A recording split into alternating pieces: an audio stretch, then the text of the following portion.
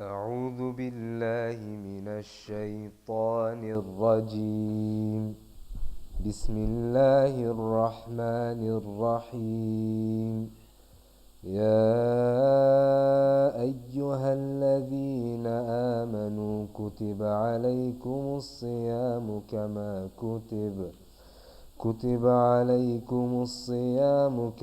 كتب على الذين من قبلكم لعلكم تتقون أياما معدودات. فمن كان منكم مريضا أو على سفر فعدة من أيام أخر. وعلى الذين يطيقونه فدية طعام مسكين، فمن تطوع خيرا فهو خير له، وأن تصوموا خير لكم إن كنتم تعلمون. شهر رمضان الذي أنزل فيه القرآن هدى للناس وبينات من الهدى والفرقان. فمن شهد منكم الشهر فليصمه، ومن كان مريضا أو على سفر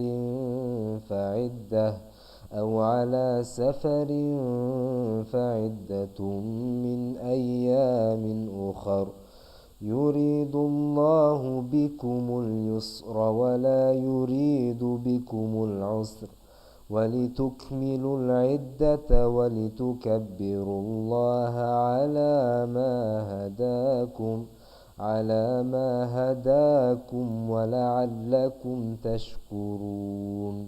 وإذا سألك عبادي عني فإني قريب أجيب دعوة الداع إذا دعان، فليستجيبوا لي وليؤمنوا بي لعلهم يرشدون. أحل لكم ليلة الصيام الرفث إلى نسائكم هن لباس لكم وأنتم لباس لهن. علم الله أنكم كنتم تختانون أنفسكم فتاب عليكم وعفى عنكم، فالآن باشروهن وابتغوا ما كتب الله لكم، وكلوا واشربوا حتى يتبين لكم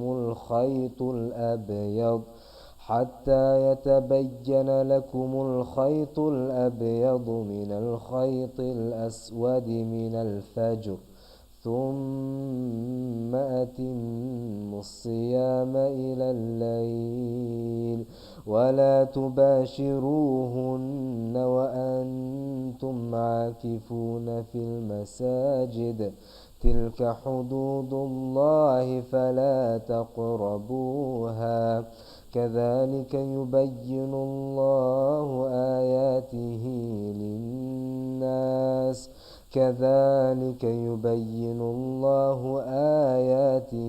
للناس لعلهم يتقون. صدق الله العظيم. The 33rd hadith from the 40 hadith of Imam al-Nawawi. عن ابن عباس رضي الله عنهما أن رسول الله صلى الله عليه وسلم قال: لو يعطى الناس بدعواهم لأدعى رجال أموال قوم ودماءهم، لكن البينة على المدعي واليمين على من أنكر. حديث حسن رواه البيهقي. On the authority of Ibn Abbas radiallahu anhu, that the Messenger of Allah sallallahu alayhi wasallam said, were people to be given everything they claimed, men would unjustly claim the wealth and lives of other people, but the onus of proof is upon the claimant, and the taking of an oath is upon him who denies.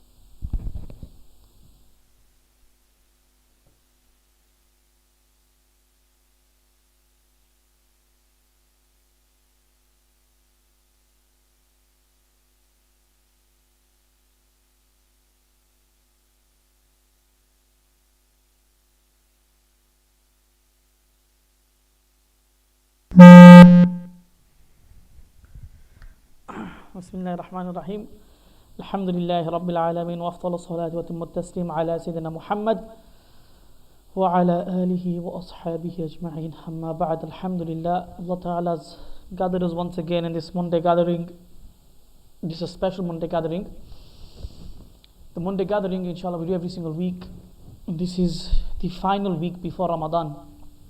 During Ramadan we won't have the Monday gathering, but we'll have other lessons like the Monday gathering inshallah. Every single day, Monday, Tuesday, Wednesday, we'll have lessons, and Thursday and Friday inshallah in the evening we'll have different lessons inshallah. Now this Monday gathering is about embracing Ramadan. Ramadan comes year in, year out, and we're just waiting for it. We're waiting for it to come. It's Ramadan. No one embraces it with open arms. If you were to embrace it with open arms, then the result will be much different in Ramadan. We're waiting. Ramadan is what, in the next 2 weeks? We know it's coming. Ramadan, we're not going to eat, we're not going to drink, and we'll abstain from other things.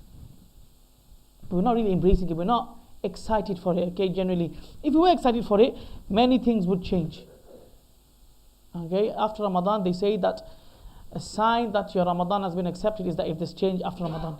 So if there's no change after Ramadan, you go back to your old ways, then most likely there was Allah Ta'ala did not accept your Ramadan. They say the same thing with Hajj and Umrah. If you go to Hajj and Umrah and you come back the same, then generally they say that that's a sign of it's not being accepted. Maybe it's been accepted, but there has to be signs of acceptance. Okay, and that's one of the signs of acceptance. Now, Allah Subhanahu wa Ta'ala, He mentions Ramadan in many ayahs. Right, and he mentions this is the first ayah that Allah subhanahu wa ta'ala mentions the Ramadan. He mentions that Shahr Ramadan alladhi unzila fil Quran, that the month of Ramadan is that month in which the Quran has been revealed. That's what this month is special about. So Ramadan is special because the Quran was revealed at that time.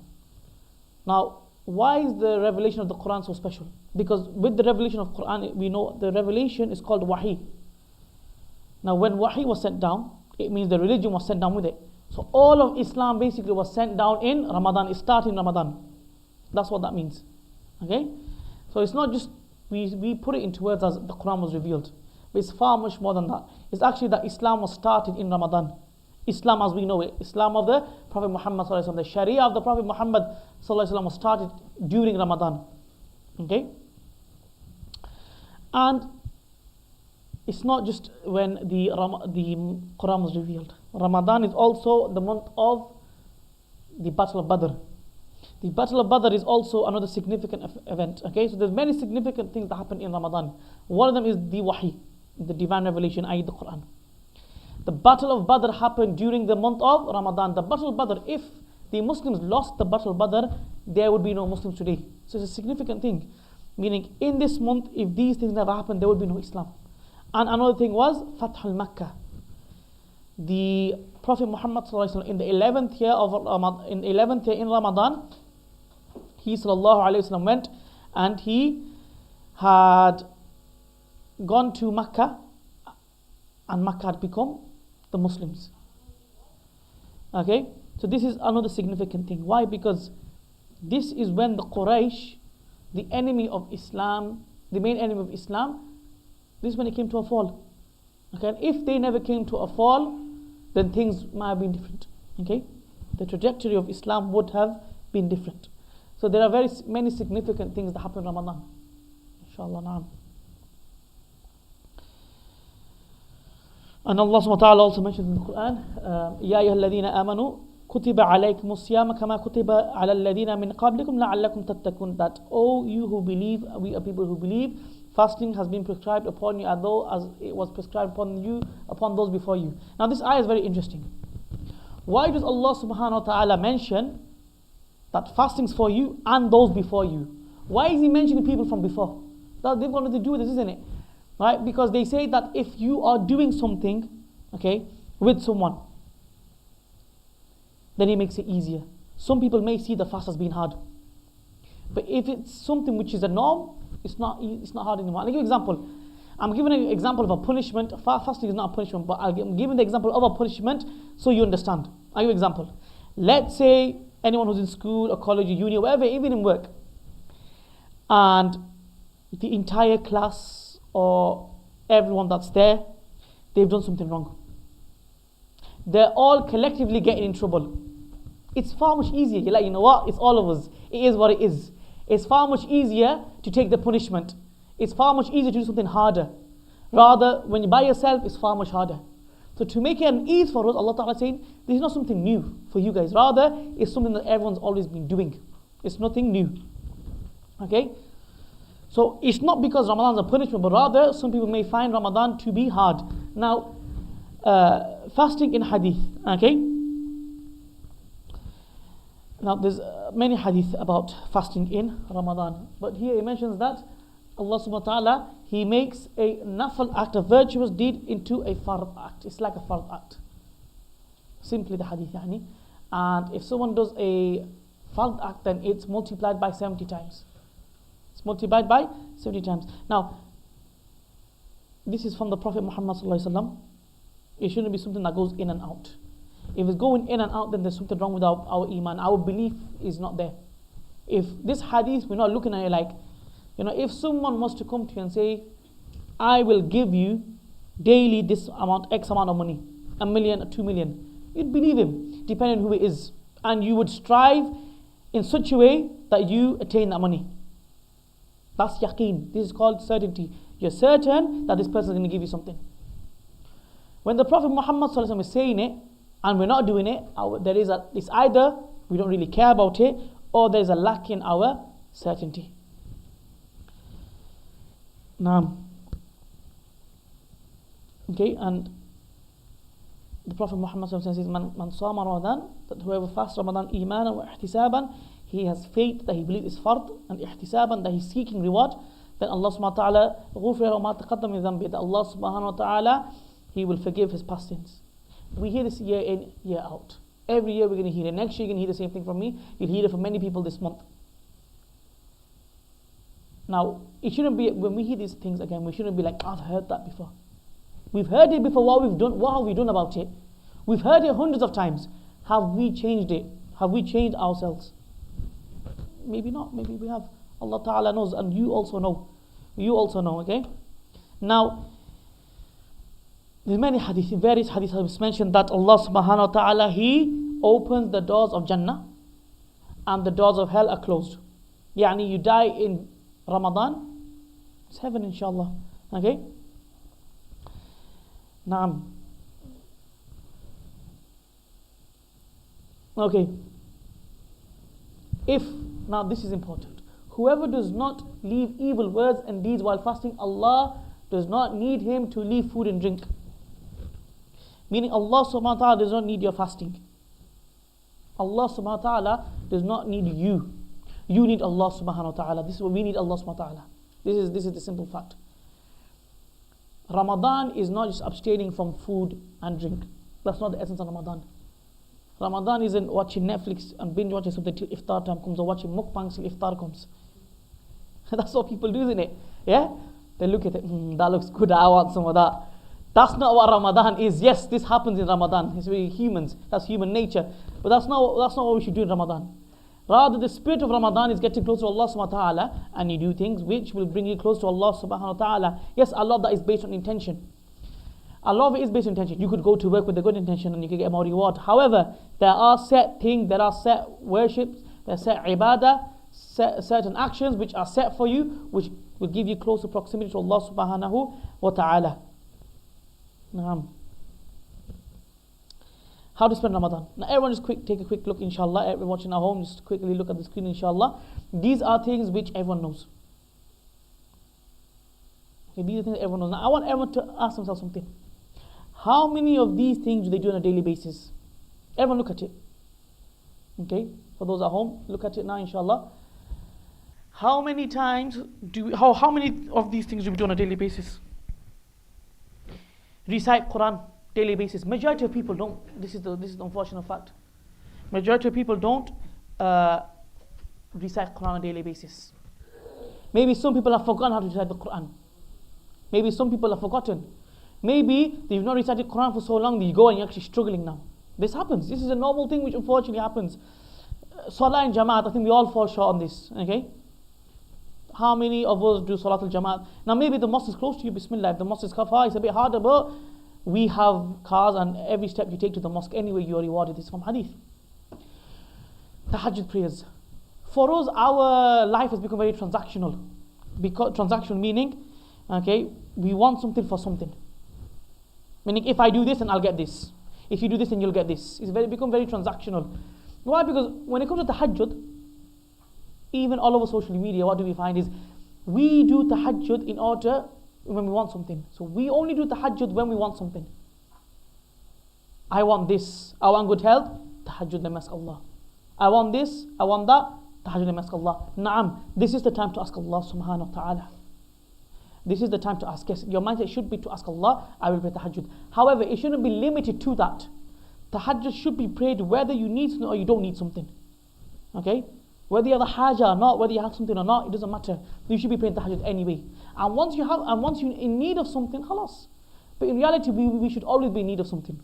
We should always be in need of guidance. We should always be asking Allah subhanahu wa ta'ala for the best of the dunya and the best of the akhirah. So the tahajjud prayer is not limited to the dunya wanting, things that we want in the dunya. Rather, tahajjud is for the dunya and the akhirah. We should be asking for two things. The same when we go to Umrah. It's not we're asking the things of the dunya. Na'am, Rabbana atina fid dunya hasana, give us good in this world. Amu fil akhirati hasana. How many times do we make dua for the akhirah? How many times do we make dua for the akhirah? Okay, that's something we need to ask ourselves. Charity. For those especially who are working or who have money, charity. Charity doesn't always mean money, by the way.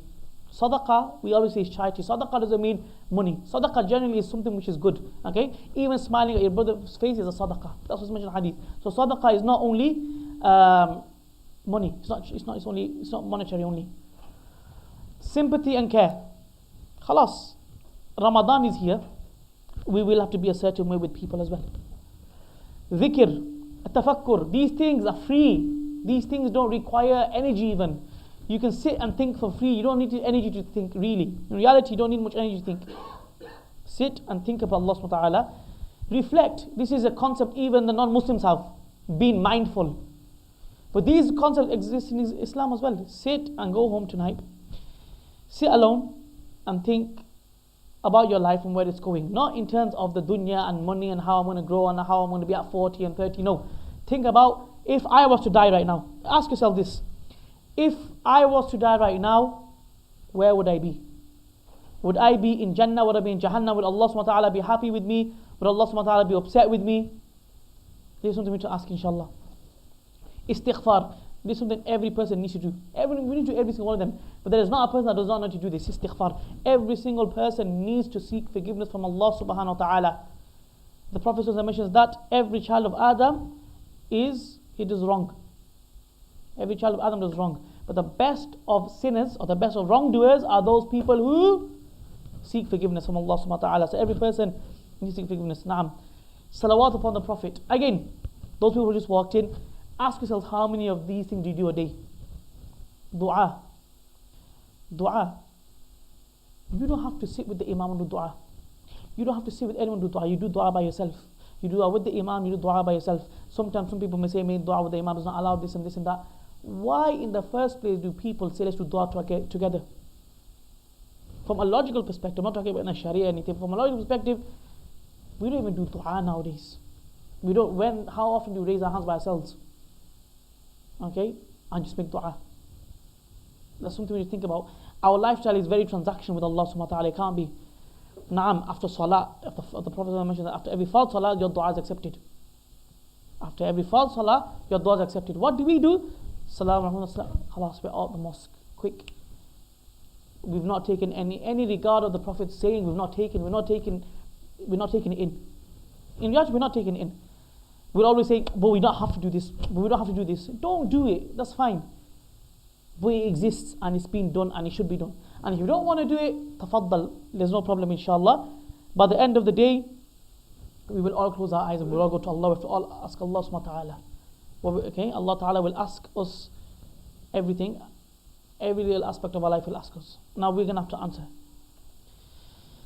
Now, bismillah, we will do the fiqh of fasting. Okay. Now, just before that, fiqh The word fiqh, okay, we'll talk about the definition of fasting. Fiqh, we can translate as jurisprudence. Basically, fiqh is those laws which pertain to a human being, out, like not a spiritual law, rather it's a physical law. Okay, how do you buy, how do you sell? Is this halal, is this haram? Inheritance falls under this. You want to buy something on Amazon, you want to sell something on Amazon, you want to be a stock market, you can be anything, okay? This falls under fiqh.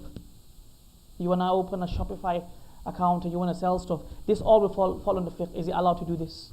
Is a mortgage allowed? Is this allowed? Is that allowed? That's all fiqh. You also have fiqh for your insides, meaning the study pertaining to your insides. That's called tasawwuf. So you have two types. You have the physical fiqh and you have a spiritual fiqh. The physical fiqh is fiqh, Allah, that's what we know it as. But the spiritual fiqh, we know it as tasawwuf or tazkiyah, and there's many names for that. Okay? Now, the definition of fasting, quite simply, is to abstain, okay, from food and drink during the daylight hours. Okay? And any type of act one may do with his spouse. So from sunrise to sunset. But this is another thing. This is a joke people use. Sometimes we do jokes with Islam we shouldn't be doing. Sometimes people say, after iftar I'll do this. After iftar you can do that. And people say it's a joke. We all know it shouldn't be said. But sometimes people say it. After iftar I'll do this. And it's something maybe haram, maybe something makruh. And that's a joke that happens. After iftar I'll speak to you. After iftar I'll say, after iftar I'll have this. This happens, unfortunately, okay? Some people say it's a joke, some people actually mean it. Ramadan is not sunrise to sunset. Ramadan is the entire month. Every single day is individual, and Ramadan is the full month. Okay? Now, anything which has the hukm al-batn, and okay, anything which has the ruling of the stomach also falls in this. What does that mean? Anything, for example, the brain. If someone inserts something into the brain, like an injection, that would break your fast. Okay? So anything which goes into your stomach or to your brain, they have a similar ruling, that will break the fast. Now, who is fasting obligatory upon? So basically, who has to fast? It's quite simply, who needs to fast, okay?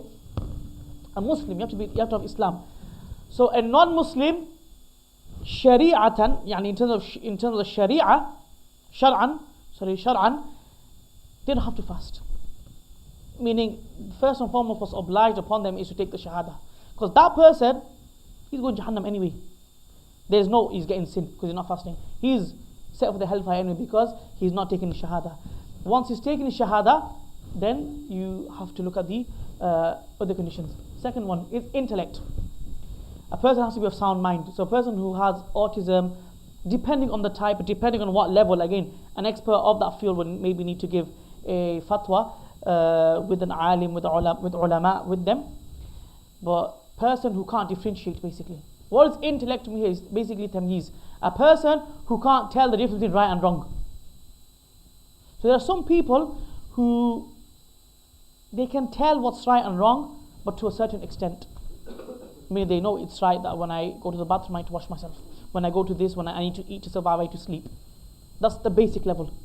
But in terms of concepts of Allah, and if I don't do this, then heaven and hell, if they can't understand any of that, or anything to do with religion generally, that would be a basic concept with other people, then that person is exempt from fasting. He doesn't have to fast. Okay? The third one is he has a legal maturity. He needs to basically hit the age of puberty.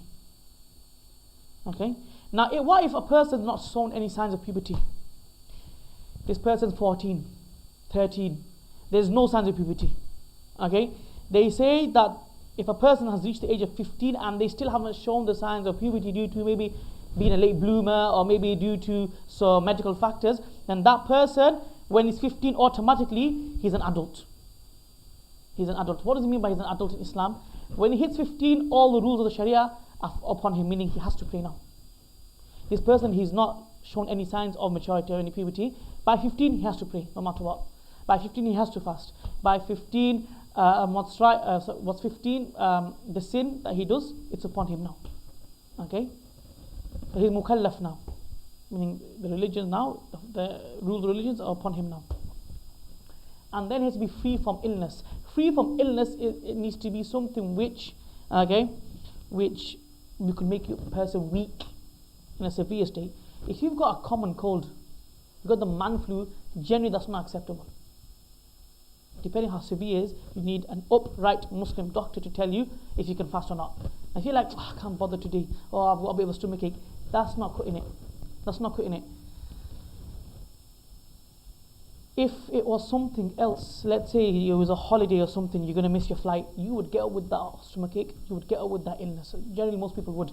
You have to, and if your mindset is in a way where, when I'm slightly ill, I'm not going to fast, then you have to understand, you have to ask yourself, where is your heart in terms of religion? Now look, following the religion, it can be hard. The way we grow up, it can be very hard. But it's that push, it's that mentality we need, okay? And then we're all going to pass away. Whatever money you make, whoever you are, whatever name you have in the world, we will all pass away. This is one thing we should all remember, no matter what age you are. Now, number 5 for the sisters is someone who needs to be free from their time of their month. And number 6, he needs to be a resident, he can't be a traveler. If someone's traveling now, more than 48 miles, that person, he has the choice to fast. He has the choice to fast. What that means is,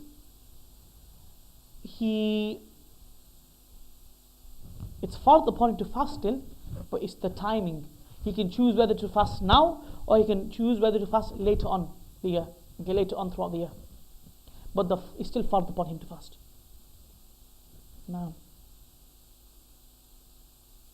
Now, for whom fasting is not obligatory, so these people don't have to fast. The sick is basically the people who can't fulfill the conditions. Anyone who's sick, severely sick, doesn't need to fast. Once they've recovered, they should fast. And if they can't recover, then we're going to talk about that in a bit. If there's some type of chronic illness, they can't ever fast, then we'll talk about that inshallah. Someone who's pregnant, okay, now if this is generally different, they differ from this. If it's a short day fasting, 6 o'clock till 4 o'clock, if someone has a big breakfast, and they know throughout the day they'll be fine, no problem. Whereas in the summer, if they're not able to, of course in the summer they'll be recommended not to fast. So that kind of depends on the time of year. So in this time of year, now we have a kind of a sticky situation where it's not too late, nor is it too early. It's about 5-6 o'clock still. It's not too early that, but it's much earlier than 9 o'clock, 10 o'clock. Here, it would be best not to fast, okay? And a breastfeeding, same ruling, okay? Because if you're a child, a traveler, as we mentioned before, they're traveling, they don't have to fast, but they still need to fast. The obligation is still upon these people, by the way. The obligation is still upon these people to fast, but the only thing we're talking about is they don't have to fast at that time. And a woman who's on her time of the month. Naam. Next, niyyah, okay? Intention. Niyyah is intention. A person must have intention to fast. If a person doesn't have intention of fasting, he's not fasting. As the Prophet says, innamal a'malu binna, the actions according to your intentions. So if you wake up on in Ramadan and you're like, it's Ramadan, I'm not fasting, I don't intend to fast.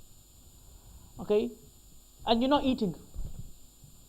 You are not, and you're not, let's say, example, person A, okay? He says that I'm not going to fast.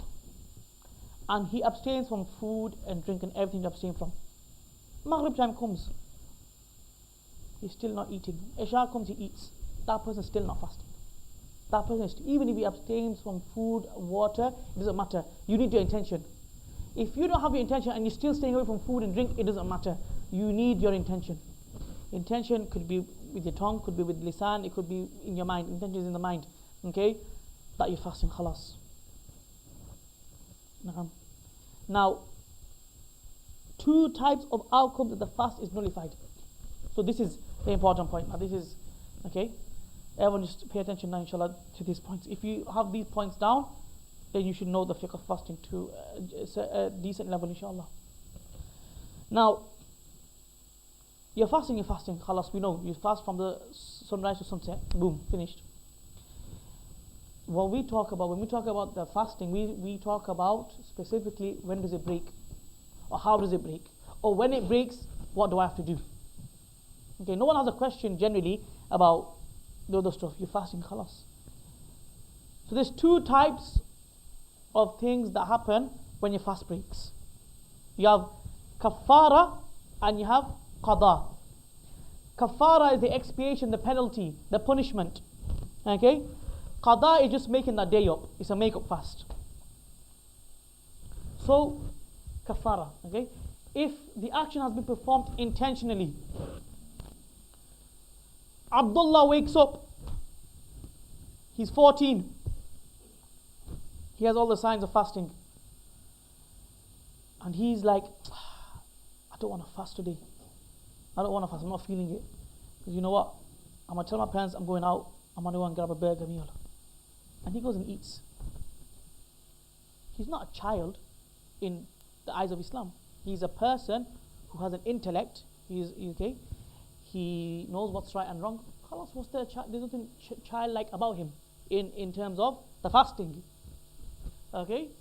So this person now, because he intentionally broke his fast, he has the kafara, he has the expiation.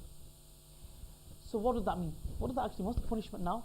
He has to fast 60 days consecutively. What that means is he has to fast 60 days without missing a day. And if he misses a day, then the 60 days restart. That's his punishment. You play with Allah subhanahu wa ta'ala. You'd rather do that punishment in this dunya than in the akhirah. Because the punishment in the akhirah will be far much worse. Okay, you would wish you did that all your life from one punishment to the akhirah. And the qada is if someone breaks their fast for a valid reason, then he only has to make that one day up. Maybe majority of people in our age have kafara upon them. As a teen, we were young. You always hear we was young, we didn't really understand. But that's not completely correct. Okay, because we still did understand. People say we didn't understand it because we were teenagers. But you still understood that what's right and wrong. You understood that if I break my fast, it's not a good thing. Khalas, that's enough. Now the thing of I didn't understand, I was young. Okay, that's a separate case. But you did understand the fact that you have to fast, and if you break it, there's consequences. If you've understood this much, khalas, you have to kafara upon you. You're a person who was sane. You were at the age of puberty. You're a person who understood what's right and wrong. Khalas, you need to. And make up on qada na'am. Okay. Now, here we mentioned, okay, what the expiation you can see on the board, inshallah, but mentioned in a simple way. So if a person has relations with his wife, or a person eats or drinks something that which give the body nourishment. Not just nourishment, they also put under that anything which the body is prone to enjoy. For example, it might even be food sometimes. It depends. They give different. For example, like a chewing gum and things. Although you're not swallowing it, the saliva and the actual taste of the chewing gum is something which is normal, which is something socially normal as a food, as something which is eaten, and it's something which the heart, yamil ilayhi, the heart enjoys it. Okay, a person enjoys having a chewing gum generally. That also is falls under this. Okay. Naam. So if a person is doing this on purpose, he has kafara upon him. 60 days non-stop fasting. When I say non-stop, I mean 60, 1, he breaks his fast, of course. No, literally 60 days he starves himself. That's what I mean, okay. By non-stop I mean he does not miss a day of fasting. Okay. And then that's what that is now. If a person is not able to fast the 60 days, some kind of illness. If you don't have an illness or anything like that, generally you can't fast. Okay? Then he has to feed 60 people for 2 meals. That's if he can't do this. By the way, it's not a choice where I have money, I'll just do that. No, it's not this. It's not that whoever's more richer can just pay it off. That's not what that means. Even in charity, you may not be rich, but your reward may be more than the person who's rich. You give £1 billion in charity, you give £1. That person that paid £1 can get more. So it's not a thing of I can choose. I'll just pay 60 people to feed them.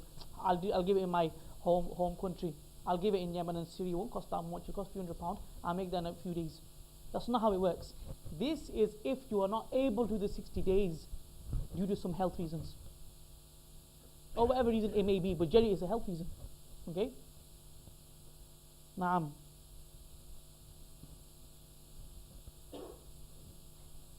Okay, now actions that require qada. So we had kafara. Kafara is easy. Kafara is if you broke it intentionally, khalas. If you were forced now, someone got a gun to your head and said, eat. That's qada. This is not kafara. Kafara is you as a sane, human, adult person, adult meaning in the eyes of Islam, adult, you ate something intentionally. Kafara, simple. Qada is the one that we're going to talk about now. Qada. Okay? Qada is making up that one day only. So the first one is not fasting in Ramadan altogether. So Abdullah wakes up and he says, I am not fasting. He's not breaking anything. He just says, I'm not fasting. He has to make that one day. He has to make those days up now. This is different now. I'll give you two scenarios. Okay? Let's say person A, person B. Person A wakes up and he says, I'm not fasting at all. Yallah, the full month he doesn't fast. He has no intention of fasting. Person B, he wakes up, he fasts the first 2 days, the third day he breaks his fast. The person A, he only has qada, meaning he only has to make those 30 days up, or the days which he missed. Person B, he has kafara upon him. Why is it like that? This is a discussion, we're not going to get delve too deep into it, but this is something that if a person hasn't got the intention, then there's nothing to break. Okay? And another way that I've looked at it is, if you've said some example, if someone makes a promise to me that I'm going to do this, and they break that promise, you'll be more upset with that person than the person who you ask something from them, okay, to make a promise to you, or you ask a favor from them, and they say, I can't do it. The person that says, I can't do it, is what it is. He can't do it. He's not going to do it. But if someone's now supposed to do a favor for me, and we've agreed with something, or a promise, and they've broken that promise, or that they're not doing that favor anymore, then that's much worse. So the same way, if you made a promise to Allah that I'm fasting Allah today, and you break it, your punishment will be worse than the person who's like, Allah, I'm not fasting in the first place. That person, we're talking purely fiqh now. We're talking purely fiqh. They both will be sinful. The person who doesn't fast in Ramadan and disregards Ramadan might even be in a worse state than the person who tries to fast Ramadan and breaks it. That's in the Qiyamah. We're talking purely fiqh. What's the ruling? But in terms of what will happen in Qiyamah, the person who disregards the fast, I'm not going to fast, that person might be in a worse state than the person who tries to fast and breaks it. But only Allah subhanahu wa ta'ala knows what's what then. But in pure fiqh, talking pure rules, if you don't keep it up fast at all, then you'll have to make that day up. Okay? Now, eating things that contain no nourishment value. Someone's gone out and he's looked at some stone, he goes, that looks nice, and he's had it in his mouth. Put stone in his mouth and he swallowed it. He's had something, it's gone down his throat, he's taking, he's eating it. But because it has no nourishment value, it's not something which is socially acceptable, which is a social norm. Okay, not just social norm, but generally this is the main thing, is there's no nourishment value in it. What nourishment value has a general typical stone got? Generally, he hasn't. So that person now, he's broken his fast, but he does not have kafara upon him, the punishment upon him. And then taking any medicine or anything else in the nose or ear. Some things will be, there'll be different opinions and things like that. But here it's mentioned that the nose and ear, if you take anything there, then it would require a makeup. The modern opinion of the ear is that if you were to take something in the ear, then it does not break it, because it can't enter, it can't go to the eardrum and go into the brain. Okay, so if someone is to take eardrop, then they could take that opinion, inshallah. Na'am. Being forced to eat. As I mentioned before, someone gets a gun to your head, eat, you eat. Okay? Eating and drinking accidentally, not forgetfully. I always mention this when I say this, when I teach this part. You've all seen, I'm saying majority of the elders have seen, the video of the guy, he's talking to the sheikh and he goes, I was sitting there and I slipped and the shawarma went in my mouth and I had the apple, and he knows he's fasting, but it was an accident. Yeah? According to him in that video, accidentally the shawarma went into his mouth and he swallowed it, and then had an apple and the half of whatever went into his mouth, and yeah? that is accidentally, not forgetfully. He knows he's fasting. Okay. Or another example. You're with someone, a child, and you're laughing with them. And your mouth is open and they get a chicken popcorn and they put it into your mouth and you end up swallowing it. That's an accident. You know you're fasting. It's not forgetfully. You've accidentally had something. Or you're trying to open something for someone, and it goes into your mouth and you've swallowed it. It's an accident. If you accidentally break your fast, then you have qada upon you, not kafara. Okay, it was an accident. Forgetful is a different case. If you eat forgetfully, no problem. If you now sit there, eat a whole buffet, 5-star, 5-course meal, mashallah, but you completely forgot, you genuinely forgot you're fasting. Khalas. Allah subhanahu wa ta'ala fed you and He's the one who gave you drink, as mentioned in the hadith. But you can't purposely forget, of course. Okay? Sometimes people tend to do that as well, unfortunately. Now, next. Eating and drinking due to a valid excuse. Something along the lines of maybe you are ill, you were fine throughout the day, and then you fell ill, you became ill, and you broke your fast. It's a valid excuse. You fell ill to the point where you almost fainted, or along those lines, okay? Or the doctor called you, goes, so and so, you need to have this medicine, and you should start from today, right now. You've taken that medicine, you've had it, okay? It's a valid excuse, okay? Now, eating during travel when one was a resident at suhoor time. So, person A, let's say Abdullah, and we're using Abdullah a lot. Abdullah, he's from Oldham, and he has no plans to travel that day. So he's fasting. 10 o'clock, his mates call him and he goes, I need you to come with me to London right now ASAP. No questions, ask me to go. It can happen, something that's possible. Or your parents go, we need to go somewhere right now, you have to go. Emergency. He's fasting. But the distance to London is more than the miles, it's the miles of safar, it's the miles of travelling, more than 48 miles. Khalas. That person now can break their fast. Why? Because he's now become a traveller, he's no longer a resident. Okay? Na'am. Eating and drinking due to doubt in suhoor or iftar. I don't think this can happen nowadays with all the apps and with all the radios. But let's just say you were somewhere remote. You're somewhere where there was no civilization, or it could be anything. Even in your own house, this could happen. You think it's Maghrib and you eat. Or you think that Fajr time has not come in yet, I can eat still. I've got 10 minutes. Because it was a genuine mistake, the person has to remake that day and he has to do qada. However, if a person now finds himself where he's accidentally eaten, can that person now openly eat and drink? No, he should still mimic a fasting person.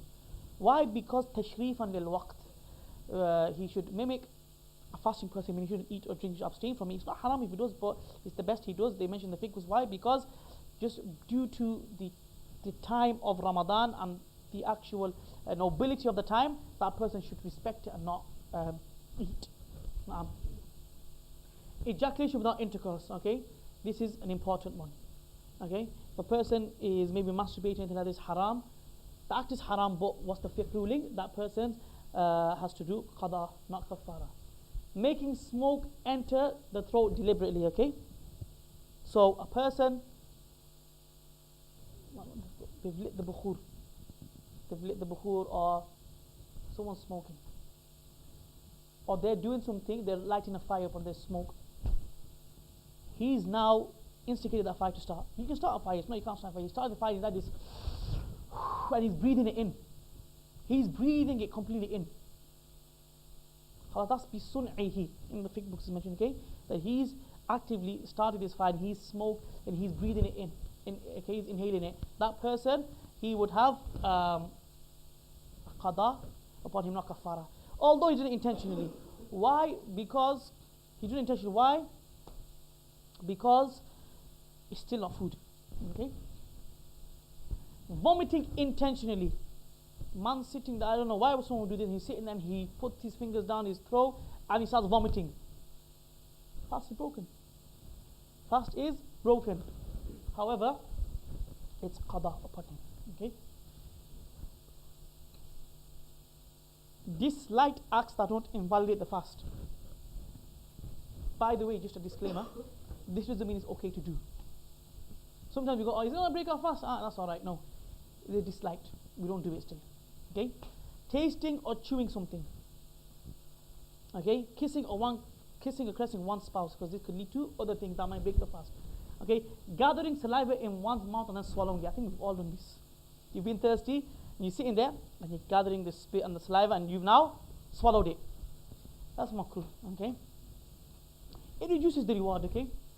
Any act which may weaken a person, because this can lead to breaking your fast. Example, Abdullah again. He goes, summer's coming. I had a summer bod. I had to go and hit the gym. And he goes and hits the gym, mashallah. And he goes, today I'm going to lift heavy. No protein shakes, no nothing. I'm going to go lift heavy for myself. Let's see what I can do. And he goes and mashallah, he lifts heavy. He's come home now and he's like, yeah, I need water. I'm feeling so bad. I feel I'm going to collapse. Give him a drink and water, and he drinks. He's now inflicted this upon himself. Does that make sense? Okay? That's why it's makruh. Because it can lead to you breaking the fast. You've inflicted upon yourself, that's why it's makruh. Now, if a person genuinely knows their body, nothing's going to happen to me. Okay? Then generally it might be allowed. However, with these things, with exercise in general, you could be a great athlete, okay? But there could be a day where you're bad or you're not performing, you're underperforming, and that's a normal thing that happens. So just to be on the safe side, that's why it's makruh. You shouldn't do it in the first place. Khalas. Ramadan, new schedule. Find other ways of doing it. Okay? Find alternatives. That's part of it. We need to have ta'adim in our religion. We need to find alternatives for that month. Okay? We need to give more attention to it. Now, things that do not invalidate the fast. Okay, eating, drinking, intercourse forgetfully. So if you do something forgetfully, it's okay. Okay? Involuntary ejaculation, not masturbation. So a person, he's sitting there, he's not touched himself, he's not doing anything, and he ejaculates. This could be a medical condition, this could be something he's looking at maybe. Again, that's haram, but, okay, it's just happened. That is now not going to break your fast. Applying oil, kuhla henna. Why? Because some people, in some of the fiqh books, they mention this, because in their time, some people had this thing as a misconception, put in oil, this, that. For example, like, a woman might ask, putting makeup on, does that break my fast? Things like that. It stems from that. Okay? Smoke entering the throat unintentionally. Someone's walking and it's entered my mouth or something, khalas, then it's fine. A wet dream, that does not break your fast. Okay? Sniffing mucus or phlegm, that does not break your fast. Vomiting unintentionally. Okay? So if a person vomits and he's not got intention, he's genuinely sick, that does not break the fast. Eating that which is stuck in the teeth. You had suhoor, not brush your teeth. You wake up next morning, you can feel something, there's food. Now it depends though here. If this food is smaller than the size of a chickpea, okay, then it does not break your fast. And if it is bigger than that, then it is quite a big substantial amount of food, we have to spit it out. Okay, applying perfume, taking a bath, and injections, okay, don't break the fast. When is it permissible to break the fast? When overcome by severe illness. Okay? Extreme hunger or thirst. That's not any one of us. If you're having suhoor, mashallah, you're having fluids and you've had a huge iftar the way we eat, you're not going to die from extreme hunger and thirst. There's none of that.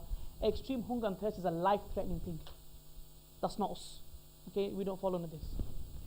In both cases, only a makeup, a qada will be necessary. Now, fidya. Okay, so fidya is amount of charity a person has to pay if they are not able to fast due to some type of illness or due to some type of elderly age. It changes every single year. The amount is a portion of wheat. Okay, okay, so it's about £5 every year. £5, £6. Okay, this year I believe I've checked. It's about £5. So £5 for each day that person needs to pay. Okay, it's £150. Okay, the full month that can be paid easily for a person who's working. Anyone can generally pay that.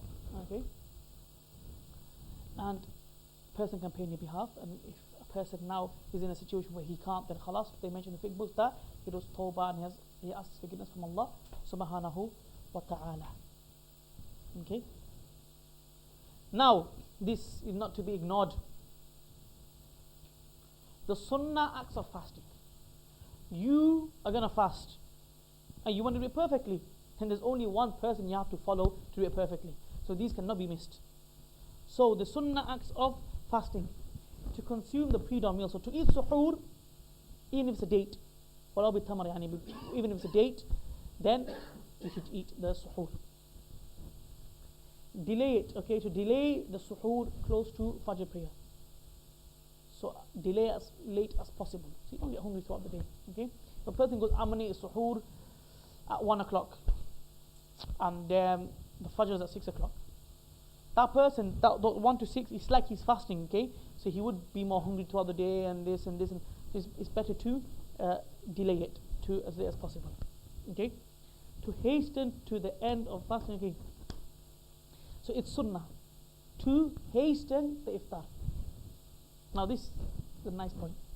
Sometimes we may hear elders, in our young generation, we don't do this. Why? Because everyone wants to do everything quickly anyway. They want to pray quickly, they want to break their fast quickly. That's not because we do it out of sunnah, generally.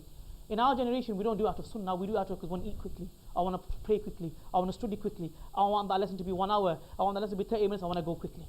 That's what it's become in our generation. But it's actually a sunnah to break the fast as quick as possible. Now the elder generation, you might hear, oh wait 1 minute, wait 2 minutes. They might think it's a virtuous act, but it's not a virtuous act, because Allah Ta'ala is telling you to fast at that time, and He tells you to break your fast at that time. But the elders, their mindset is different when they say that. They say in the sense of, you fast the whole day, Bismillah, 1-2 more minutes, fasting for Allah won't kill you. That's their mindset of it. But our mindset is, now I want to eat quick. But the mindset should be from both sides is, that this is an established sunnah. That's how you say it. Okay, that's how we should tell the elders, and that's how we should understand it as well. Inshallah. Any questions? Question? You okay now? Any questions, anyone?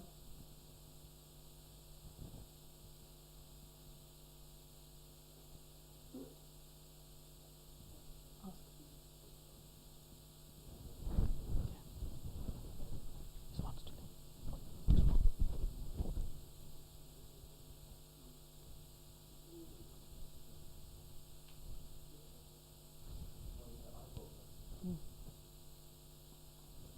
Go on, Bismillah.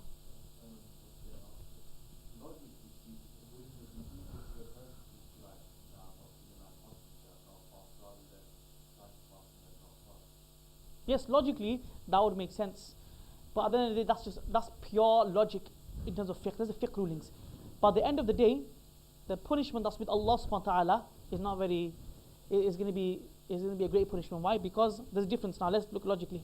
A person who says, I'm not going to fast anyway, is different than the one who tries and breaks it in the eyes of Allah subhanahu wa ta'ala. So the person's like, life hack, I'm not going to do it. Life hack might work in the dunya, but in the akhirah, when Allah ta'ala sees your intention and He sees you belittling the fast, then that's a different case. Does that make sense? So that's why we need to be wary, and because it's an obligation, so we need to try and fast. If you break it, you break it, okay? Allah ta'ala knows the reasons, even if intentionally. But it's a thing of the mindset now, okay? Does that make sense? But it does make sense logically to do that, yes. So, yes.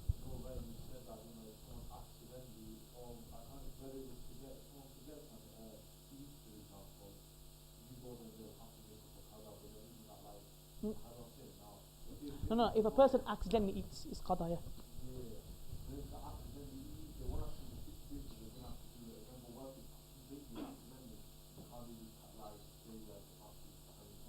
No, the ruling is that if it's an accident, it can't be. It's only forgetfulness. The difference between forgetfulness and accidentally. Forgetfulness, he's forgotten. Accidentally, he knows he's fasting, but something's gone down his throat. So, technically, something has gone down his throat. Okay? Why the other one isn't the same ruling? Because there's a hadith from the Prophet ﷺ that says if anyone forgetfully eats, there's a direct context, there's a direct text that if someone forgets, then that person, Allah Ta'ala fed that person, Allah Ta'ala gave that person drink. That's why, that's the ruling. If you look at pure logic, you might be like, wait, every single time, whether it's forgetful or accidentally, the food's going down that person's mouth. But that's why it differs, the ruling. Naam. Okay, yeah. Okay. So the another question is, if you have to do qada, you have to do qada accidentally. Yeah. Yes.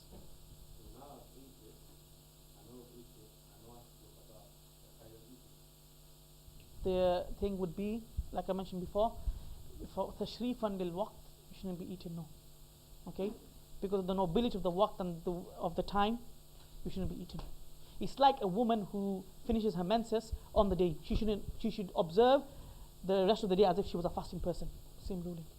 Although she is not fasting, she should observe it as if she was fasting. Yes. That means generally not eating. Again, this is a recommendation. It's not something which is an obligation. So even if she did eat, there's nothing upon her. Okay. It's like the person who might go to the doctors and might have an injection, might consume something. He should kind of mimic it. If you can't, khalas. But doing it in front of people, eating in front of people, they'll say it's a makruh. It could be makruh, depending on who it is. Tamam, inshallah. We'll end it there with a quick dua, inshallah. And صلى الله عليه وسلم محمد وعلى آله وأصحابه أجمعين. اللهم آمين. ربنا آتنا في الدنيا حسنة وفي الآخرة حسنة وقنا عذاب النار وأدخلنا الجنة أبرار يا عزيز يا غفار رب العالمين. اللهم إنا على ذكرك وشكرك وحسن عبادتك. ربنا تقبل منا إنك أنت السميع العليم وتب علينا يا مولانا إنك أنت التواب الرحيم. اللهم بارك لنا في شهر بلغنا رمضان. Ya Allah, allow us to fast the month of Ramadan. Ya Allah, allow us to fast the way the Prophet Muhammad fasted. Ya Allah, allow us to see the month of Ramadan with great awe and great marvel. Ya Rahman, accept this fast from us, accept this workshop from us, accept all the people behind this workshop. Ya Rahman, Ya Rahim. Ya Allah, accept our fast in the way that the Prophet Muhammad fasted. Ya Rahman, Ya Rahim, give us the tawfiq to see many Ramadans. Ya Allah, don't make this the last Ramadan. Ya Allah, do not put a hijab in front of us and the virtue and your virtue, Ya Rahman, Ya Rahim. Ya Allah, all those people who will not have food this Ramadan, Ya Rahman, Ya Rahim, give them the greatest reward, Ya Rahman, Ya Rahim. Ya Allah, those people who will struggle with food, Ya Allah, grant them food this Ramadan and give them ease, Ya Rahman, Ya Rahim. وصلى الله على سيدنا محمد وعلى آله وأصحابه أجمعين وارحمنا معهم برحمتك يا أرحم الراحمين آمين.